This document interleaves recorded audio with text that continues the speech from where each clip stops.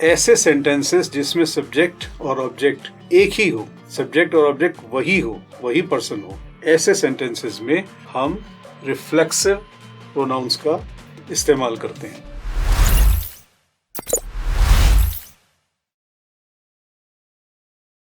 दोस्तों, दिनों दिन लोकप्रिय होते जा रहे आपके पसंदीदा एजुकेशन चैनल इंग्लिश आसानी से में आपका एक बार फिर से स्वागत है। हम अपनी इस श्रृंखला में, जो पार्ट्स ऑफ स्पीच श्रृंखला है हमारी, इसमें हम पार्ट्स ऑफ स्पीच पढ़ रहे हैं, शब्द भेद पढ़ रहे हैं। और इसमें अभी तक हमने नाउन सारे पढ़े हैं। इसमें 5 प्रकार के नाउन थे, वो पढ़े हैं। और उसके बाद अभी फिलहाल हम प्रोनाउन या सर्वनाम पढ़ रहे हैं। तो प्रोनाउन की या सर्वनाम की अगली प्रकार जो है वो है निजवाचक सर्वनाम या रिफ्लेक्सिव प्रोनाउन। अब ये निजवाचक सर्वनाम क्या होता है या रिफ्लेक्सिव प्रोनाउन क्या होता है? ये ऐसे वाक्य आपने बहुत से पढ़े होंगे, आमतौर से अखबार में भी अक्सर ये आता है, उसने अपने आप को गोली मार ली। ठीक है, तो इसमें हर वाक्य में, जैसा हमने पहले कहा था, हर वाक्य में कोई ना कोई क्रिया होती है और क्रिया को करने वाला भी होता है और जिस पर उस क्रिया का असर होता है वो भी होता है। तो करने वाले को हम कर्ता बोलते हैं, जिस पे असर होता है उसे हम कर्म बोलते हैं, सब्जेक्ट और ऑब्जेक्ट बोलते हैं। तो ऐसे सेंटेंसेस जिसमें सब्जेक्ट और ऑब्जेक्ट एक ही हो, सब्जेक्ट और ऑब्जेक्ट वही पर्सन हो, ऐसे सेंटेंसेस में हम रिफ्लेक्सिव प्रोनाउंस का इस्तेमाल करते हैं। तो रिफ्लेक्सिव प्रोनाउन की डेफिनेशन अब हम समझ लेते हैं। Reflexive pronouns are used where the subject and the object of the verb are same in a sentence. निजवाचक सर्वनाम वहां प्रयोग होते हैं जहां क्रिया का कर्ता और कर्म एक ही व्यक्ति या वस्तु हो, जैसे my self, our self, yourself, yourselves, himself, themselves वगैरह। जैसे स्वयं को, खुद को, अपने आप को, आदि आदि। ठीक है। We built this house our self, हमने ये मकान अपने आप बनाया। तो इसमें क्या है? कर्ता, करने वाला, बनाने का काम करने वाला कौन है? हम। और बनाने के काम का असर किस पे हुआ? हम पे। यानी कर्ता भी वही है, कर्म भी वही है। तो कर्ता और कर्म जिन वाक्यों में एक ही होते हैं, उन वाक्यों में प्रयोग होने वाले सर्वनाम को हम रिफ्लेक्सिव या निजवाचक सर्वनाम कहते हैं। ठीक है, हम इसके उदाहरण लेते हैं। एक उदाहरण इसमें लेते हैं, you engaged yourself in writing, तुमने स्वयं को लेखन में व्यस्त कर लिया। अब कोई व्यक्ति है, रिटायर हो गया है, काम वाम नहीं है उसके पास, समय नहीं कट रहा है, क्या करे भाई? कुछ ऐसा काम करे, समय भी कटे, कुछ ज्ञान भी बढ़े, ये सब हो। तो उसने अपने आप को, उसने लिखना शुरू कर दिया, तो वहाँ व्यस्त हो गया।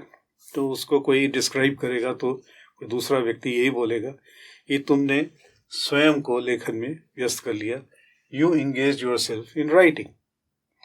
तो यहाँ काम क्या हुआ? अपने को लेखन में व्यस्त करना। ठीक है, किसने किया? तुमने। किसके प्रति किया? तुम्हारे प्रति। यानी कर्ता भी वही है और कर्म भी वही है, सब्जेक्ट भी वही है, ऑब्जेक्ट भी वही है, वर्ब का। तो ऐसे वाक्यों में प्रयोग होने वाले प्रोनाउन को हम रिफ्लेक्सिव प्रोनाउन कहते हैं। ठीक है, एक उदाहरण अभी हमने आपको बताया था, we built this house ourselves, हमने ये मकान अपने आप बनाया, खुद बनाया। तो इसमें क्या है? बनाने वाले भी हम हैं, यानी कर्ता हम हैं, और बनाने का असर किस पे पड़ा? हम पे पड़ा। तो सब्जेक्ट भी हम हैं, ऑब्जेक्ट भी हम हैं। ठीक है, मैंने ये पेंटिंग स्वयं बनाई है, अपने आप बनाई है। मैंने यह कमीज अपने आप सिली है, मैंने ये कपड़े अपने आप धोए हैं। ठीक है, तो इन वाक्यों में सब्जेक्ट भी वही है, ऑब्जेक्ट भी वही है, कर्ता और कर्म एक ही व्यक्ति है, एक ही व्यक्ति या वस्तु हो।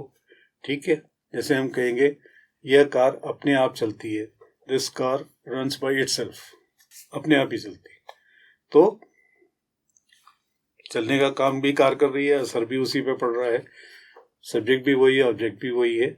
तो ऐसे वाक्यों में जिन प्रोनाउंस का हम इस्तेमाल करते हैं उन्हें हम रिफ्लेक्सिव प्रोनाउंस कहते हैं या निजवाचक सर्वनाम कहते हैं। उनके उदाहरण हैं myself, ourselves, yourself, yourselves, himself, themselves. ठीक है, हिंदी में स्वयं को, खुद को, अपने आप को, वगैरह वगैरह, ये इसके उदाहरण हैं।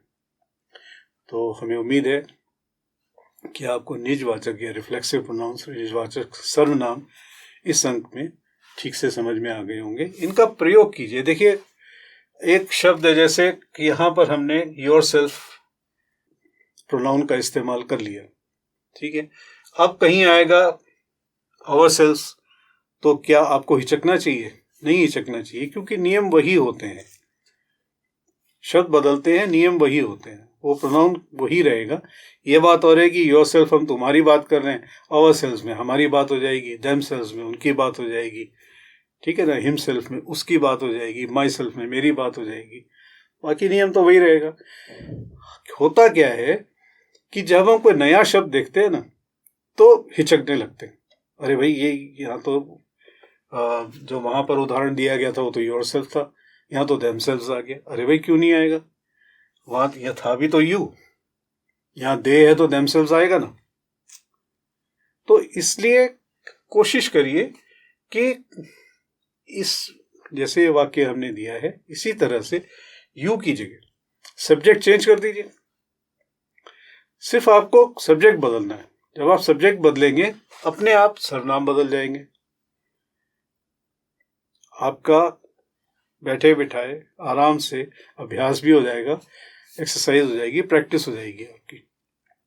तो जब भी हम ऐसा कोई टॉपिक यहाँ पर लिया करें, कोशिश कीजिए उसको इस्तेमाल करने की। या हमारे टेस्ट बीच बीच में हम टेस्ट डाल रहे हैं, उन टेस्ट को जरूर अपने घर पे बैठ के सॉल्व करने की कोशिश करें।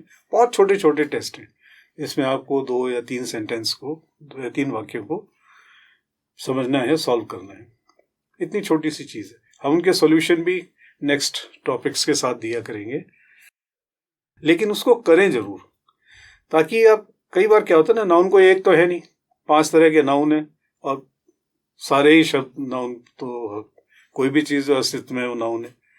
अब आप कहोगे साहब वहां तो ये बताया था कि टेबल नाउन है, तो चेयर नाउन है कि नहीं है?